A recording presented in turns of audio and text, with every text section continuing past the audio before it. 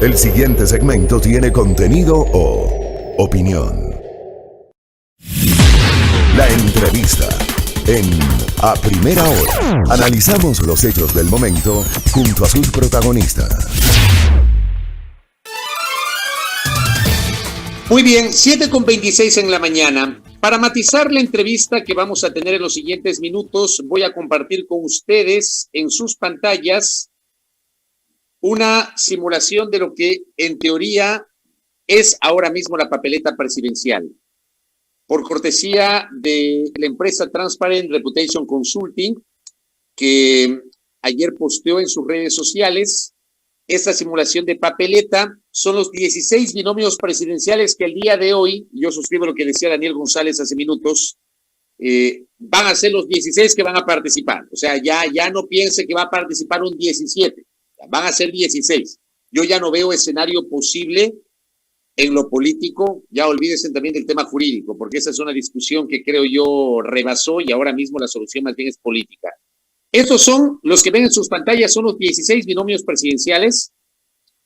Andrés Arauz Carlos Rabascal, de la Alianza UNES 1-5, Lucio Gutiérrez David Dorero, del Partido Sociedad Patriótica, Gerson Almeida Marta Villafuerte, de Ecuatoriano Unido, Isidro Romero Sofía Merino, de Avanza, Carlos Sañay de la Bastida y Narda Ortiz, de P, Javier Herbas y María Sara Gijón, de Izquierda Democrática, Pedro José Freile y Byron Solís, de Amigo, César Montúfar y Julio Villacreces, de la Alianza Honestidad, Partido Socialista y Movimiento Concertación, Yacu Pérez y Virna Cedeño, de Pachacutic, Giovanni Andrade y Caterine Mata, de Unión Ecuatoriana, Gustavo Larrea y Alexandra Peralta, de Democracia Sí, Guillermo Lazo y Alfredo Borrero, de la Alianza Movimiento Creo Partido Social Cristiano, Guillermo Celi y Verónica Sevilla, del Partido Suma, Juan Fernando Velasco y Ana María Pesantes, de Construye, Paul Carrasco y Fran Vargas Anda, de Podemos, y Jimena Peña y Patricio Barriga, de Alianza País. Estos son los candidatos que al día de hoy comienzan la carrera electoral de modo oficial. Tatiana Larrea, especialista en estas materias, nos acompaña. Ella es estratega en los temas políticos. Tatiana, bienvenida. ¿Cómo vamos? Buenos días. Hola Fabricio, qué gusto volver a vernos al cerrar el año. Voy a cerrar el año bien. Muchas gracias. Nosotros también. Gracias a nuestra invitada. A ver, he mostrado esta papeleta, esta simulación de papeleta con estos 16 binomios presidenciales. ¿Cómo analizamos políticamente, desde su conocimiento, su experiencia, estimada Tatiana, esta configuración de la papeleta electoral, que de suyo ya es la papeleta electoral más numerosa que recuerda la historia electoral de la República del Ecuador? A ver, Fabricio, yo creo que esto es simpático, ¿no? Porque cuando uno ve la papeleta, es como que ve la foto de lo que está sucediendo en el estado de ánimo y en la situación democrática del país. Se podría pensar que mientras más amplia es una papeleta, más participación democrática hay, y eso es un elemento y es interesante, ¿verdad? Porque se supone que en democracia pues hay que abrir las puertas a todas las opciones que representen a diversos grupos de la ciudadanía. Eso es la democracia. Sin embargo, si revisamos nuestra historia reciente en el Ecuador, cuando vemos papeletas tan grandes, lo que nos está diciendo es otra cosa. Nos está diciendo que hay crisis de representación, que hay desconfianza en la institucionalidad, que hay desconfianza en el ámbito político y en los y las políticas, y eso es una situación que complica el desarrollo y el fortalecimiento de la democracia en el Ecuador. Esta es la papeleta más grande y la más dispersa. De esos candidatos, con absoluto respeto a cada uno de ellos, que tiene toda la legitimidad y el derecho a participar, pero solo hay 3 que podrían estar realmente representando a un segmento de la población. El resto lo que hace es dispersar no solamente el voto, sino la atención en la campaña, además, la campaña más corta que hemos tenido. 35 días de campaña para que la gente más o menos los conozca y se entere de sus propuestas, realmente es imposible. Hay un elemento que acaba de decir nuestra invitada. Tenemos una papeleta de 16, pero es verdad, y esto lo analizábamos ayer en el programa digital de la tarde que tenemos en las plataformas de Primera Plana, De esos 16, todas las empresas encuestadoras, todas las empresas encuestadoras pueden variar en la ubicación. Uno. Y dos, insistiendo en que las encuestas son una fotografía del momento que pueden variar lo de hoy a mañana, lo de mañana a pasado, lo de pasado al día de las elecciones. Eso puede variar. Pero al día de hoy, todas las empresas encuestadoras me parece que se dividen en dos. El primer pelotón de 3 y el segundo pelotón de 13. Ya, o sea, yo no sé si esto tiene algún precedente cercano sobre esta disparidad entre estos dos pelotones que estoy refiriendo, Tatiana. Siempre ha habido un pelotón que se queda al final y eso, a ver, eso no es malo, ¿no? Porque, como te decía, yo creo que parte de la expresión democrática es que haya varias opciones, que la gente pueda elegir. Sin embargo, sabemos, y porque conocemos la historia de nuestro país, porque la analizamos día a día, sabemos que esto no es que hay 16 movimientos u organizaciones políticas sólidas que realmente tienen estructuras fuertes, que representan segmentos de la población, que tienen un proyecto político claro, que forman militancia o seguidores que pueden realmente aportar a la democracia. No es así, o sea, eso lo sabemos y no es un misterio, ¿no? Y hay que decirlo, porque si no lo decimos no lo vamos a arreglar nunca. Entonces, lo que vemos ahí es un montón de maquinarias electorales que funcionan y se activan el día de la inscripción de candidaturas y que luego pueden desaparecer o pueden cambiar de nombre, lo que sea. Entonces, no tenemos un país, desde el retorno a la democracia, no tenemos un país con estructuras partidarias sólidas, fuertes, que puedan realmente significar un cambio en la forma de hacer política en el Ecuador.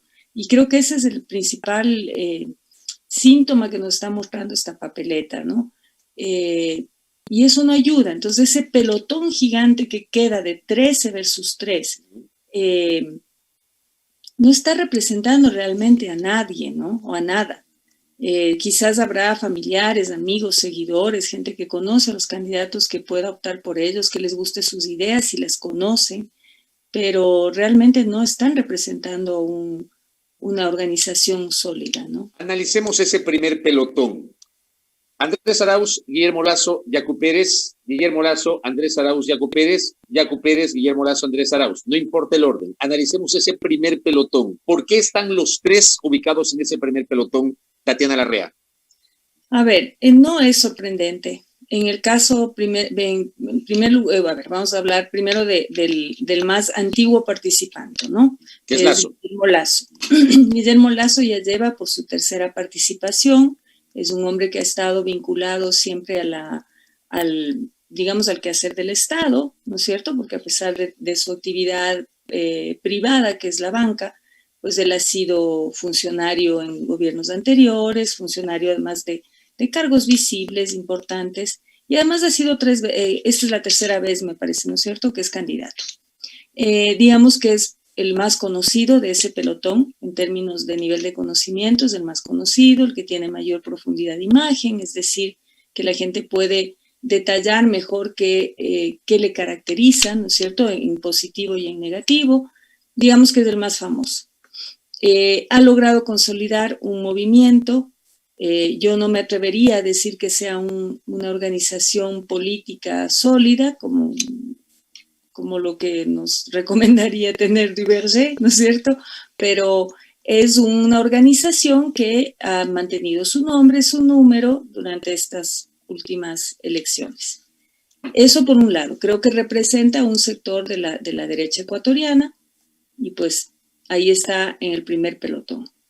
En el caso de Andrés Arauz, él representa un sector que sin lugar a dudas ha sido muy fuerte políticamente y electoralmente en la última década y media, ¿no? Que es lo que algunos llaman la Revolución Ciudadana, otros llaman el correísmo, pero que en realidad es lo que fue el movimiento político Alianza País, que creó y apoyó durante todo su gobierno al expresidente Correa.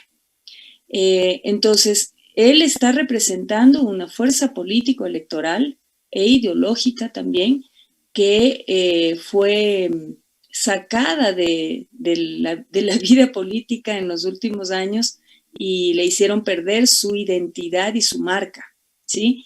Pero eso nos demuestra que a veces las organizaciones no dependen solo de la marca o del logo, sino que pueden subsistir. Entonces, eso es lamentable, porque si hablamos de crisis de representación, Fabricio, cuando existe realmente ya una organización, nos guste o no, porque la democracia es así, no es que si a mí me gusta tiene que existir y si no me gusta hay que desaparecer.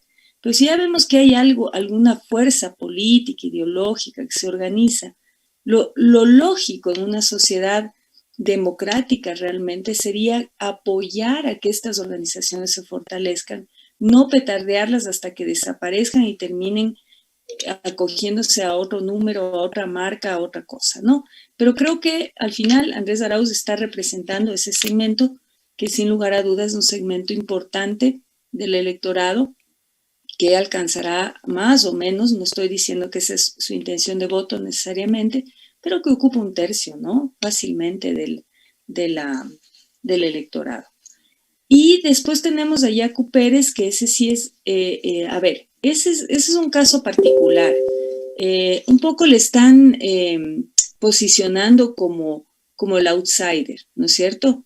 La figura del outsider es bastante discutible, podemos pasarnos un programa entero discutiéndolo, pero lo que sí es verdad, Fabricio, es que Yacu Pérez está representando, a mi criterio, un imaginario que viene de la defensa de la naturaleza, que es un tema atractivo, sobre todo para las nuevas generaciones, que son bastante más conscientes que nosotros.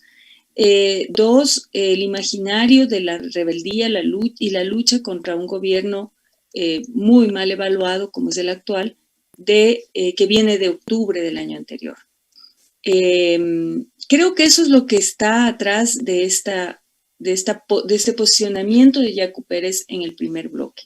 Pero creo que también hay mucha confusión ahí, ¿no? Porque si ya hurgamos un poquito, pues ya vemos que Yacu Pérez no es exactamente el candidato que querían las bases del movimiento indígena, que no es lo mismo que decir Pachacuti, que es el brazo político, ¿no es cierto?, donde se toman las decisiones políticas. Pero en fin, creo que esas son las tres cosas. Uno, un candidato que representa un sector importante del electorado y político ideológico. Otro que ha sido un participante de elecciones y finalista además en muchas ocasiones, entonces, y que representa un sector del país. Y el otro que es producto de un imaginario de bronca contra un gobierno que obviamente tiene unos niveles de aceptación históricamente bajos, ¿no? Ahora, les podemos ubicar a los tres ideológicamente y le hago esta pregunta porque para algunos sectores el debate hoy ya no es ideológico, el debate es más bien político. Hay gente que utiliza el tema del pragmatismo para irse por encima de las ideologías. Yo en lo personal, yo todavía creo que la ideología es importante y que un político tiene que tener consistencia ideológica desde su propia presentación como candidato y desde su discurso, más allá de que muchas veces ideológicamente en la praxis nos demuestran lo contrario. Pero digo, estos tres candidatos del primer pelotón, Tatiana Larrea, ¿reflejan consistencia ideológica o no? A ver, primero la ideología tiene que existir, existe y es fundamental. Cuando rechazamos tener una ideología es cuando empezamos a tener una papeleta de 16 binomios, o sea, es así de sencillo. La ideología no es mala, la ideología es la visión de vida que tiene cada uno de nosotros y que en colectivo puede formar un proyecto político. La política no es mala. Lo que es malo es el uso que se haga de las cosas y de los pensamientos, ¿verdad? Entonces, ideología tienen que tener. De hecho, si no hay ideología, pues entonces, ¿qué nos están ofreciendo? Y entonces caemos en el clientelismo, en el verdadero populismo y no caemos en todo lo que rechazamos, ¿no? Y ahí volvemos a ver cómo hay candidaturas que subestiman la inteligencia del electorado, lo cual es el peor error que se puede hacer en en política y en un proceso electoral, en un proyecto electoral, subestimar al elector. Eso es un absurdo y lo vemos permanentemente. Entonces, en un país en el que tenemos serísimos problemas, que estamos muy mal, pero muy mal, y todos los indicadores nos dicen eso y nuestras sensaciones y percepciones también, no puede ser, Fabricio, que en la discusión de algunos candidatos en un momento tan crítico de la humanidad, sea si tomamos o no cerveza o si mejor llevamos un arma y nos matamos entre todos. O sea, retroceder a las cavernas más o menos, ¿no? Con todos los matices que pueda haber. Entonces, tenemos que, si no hay ideología, no hay seriedad en el planteamiento de las cosas. Entonces, en ese sentido, yo creo que en los últimos años, para tratar de ganar elecciones, hay un montón de manualitos que yo no sé de dónde se sacan y dicen, no, es que no hay que hablar de ideología, no hay que tener ideología. Una cosa, Fabricio, es que la población, lamentablemente, por falta de formación cívica, política, ciudadana, no tenga claro cuáles son esa división de la política y de la ideología, ¿no es cierto? Eso es una cosa. Entonces, ¿qué es lo que normalmente los consultores recomendamos? No te metas a hablar en términos que la gente no te entiende. Háblales en términos que la gente entienda. Pero eso no quiere decir renunciar a tu ideología o mentir diciendo, no, yo no soy esto, pero yo soy pragmático. El pragmático generalmente lo que resulta ser es un oportunista, ¿sí? Oportunista político, digamos. Que mejor no me meto en Honduras y digo así para no decir lo otro, y eso no te lleva a nada, porque después lo peor que te puede pasar es ganar, Fabricio. Y te toca enfrentar las cosas y ahí se nota que pues no es que fuiste pragmático, lo que pasa es que me mentiste. ¿Sí? Ahora, no decirme la verdad es mentir. Claro, de acuerdo. A ver, ahora hay una cosa adicional dentro de este análisis para ir cerrando justamente este diálogo con Tatiana Larrea. Analizamos los primeros tres, el primer pelotón. Los otros 13, o entre los otros 13, que creo hay porcentajes que van desde el 5% para abajo, eso lo dicen todas las empresas encuestadoras. Tenemos un expresidente de la República que quiere otra vez ser presidente, pero que se ha dedicado al TikTok y que se ha convertido, o sea, digamos, lo que está presentando es casi un meme. Aparece con una bazooka, luego aparece con un arma, con el sonido de los sables láser de Star Wars para combatir la delincuencia. Tenemos otro candidato que dice que le quiere hacer campeón de la Copa Libertadores al Barcelona. Tenemos otro candidato que se ha dedicado igualmente al TikTok para tratar de llegar a los jóvenes. Tenemos un candidato que su partido político, su organización política le quitó el respaldo porque aparentemente el 70% de su plan de gobierno fue copiado por Wikipedia. Tenemos un candidato que fue ministro de Cultura y que en las últimas horas, la semana anterior, al colega Jorge Ortiz de la fraterna Radio FM Mundo le dijo que Lasso tenía más poder de decisión en las políticas económicas que él siendo ministro de Cultura. O sea, esto es lo que tenemos en el segundo pelotón, Tatiana. ¿Cómo analizamos eso? Eso, es lo que yo te decía. Si uno niega su ideología, si no representa realmente ningún proyecto serio, pues va a caer en esas cosas, ¿no? Es lamentable porque, a ver, primero creo que tenemos que empezar a tener respeto por todos, cada uno en su forma de pensar, cada uno en sus intenciones, ¿verdad?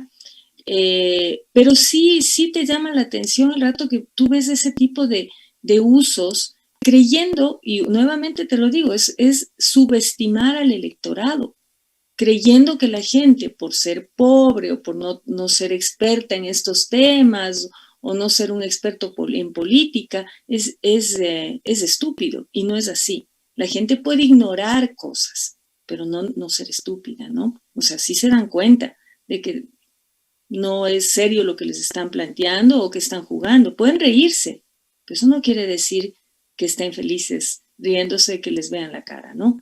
A ver, ¿qué creo yo? Creo que hay un error grande en pensar que las nuevas tecnologías, en el uso de las nuevas tecnologías. a ver, nos hemos pasado toda la pandemia, mis colegas y yo, dando charlas, enseñando a diversos grupos de medios de comunicación, políticos, aspirantes a consultores, explicándoles cómo las redes, así como la realidad, son espacios que ocupa la población. El TikTok, por ejemplo, es un espacio al que migraron y se refugiaron la población más pequeña, los más chiquitos. ¿Por qué? Porque querían huir de las abuelitas del Facebook y de los políticos que empezaron a invadir el Instagram, que era su espacio. Entonces fueron al TikTok. ¿Por qué se fueron al TikTok? Porque no les quieren ver, entiendan, respeten.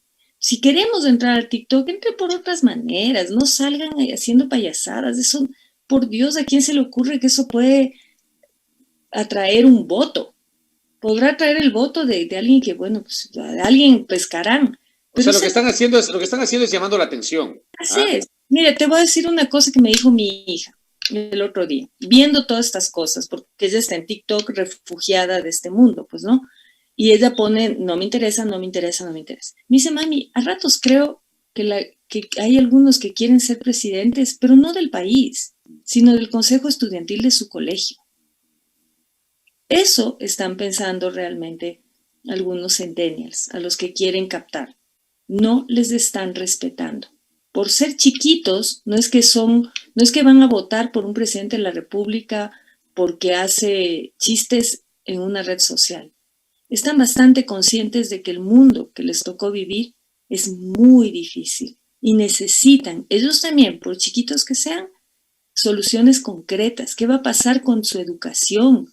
¿Qué va a pasar en el futuro? ¿Van a poder entrar a la universidad? ¿El mundo se va a acabar pasado mañana? ¿Van a tener vacuna? ¿Van a tener siempre que usar mascarilla y no volver a socializar con nadie? Tienen problemas, Fabricio. Entonces, esos niños que están sufriendo ahora y que ya van a votar en febrero, no necesitan una canción en TikTok o un candidato haciendo novelerías, ¿no? Necesitan respuestas, ellos también. Correcto. Silvana Larrea, gracias. Tatiana Larrea. Tatiana Larrea. Estaba pensando en Silvana. También querida amiga, ¿no? Silvana. Bueno, Tatiana Larrea, gracias por el tiempo y por la gentileza. Que tenga un excelente 2021. Gracias por atendernos. Feliz año a todos ustedes. Que este año sea muchísimo mejor, por favor. Sí, lo pruebe para usted, Tatiana, y para los suyos. Un abrazo a la distancia. Nuestra invitada, Tatiana Larrea, estratega, consultora en comunicación política, hablando justamente sobre estos temas. ¿Cómo iniciamos la campaña? Creo que queda clarísimo, ¿no? Tenemos 2 pelotones. Esto queda para el debate público. 7:49 en la primera hora por Majestad Radio y Majestad Televisión.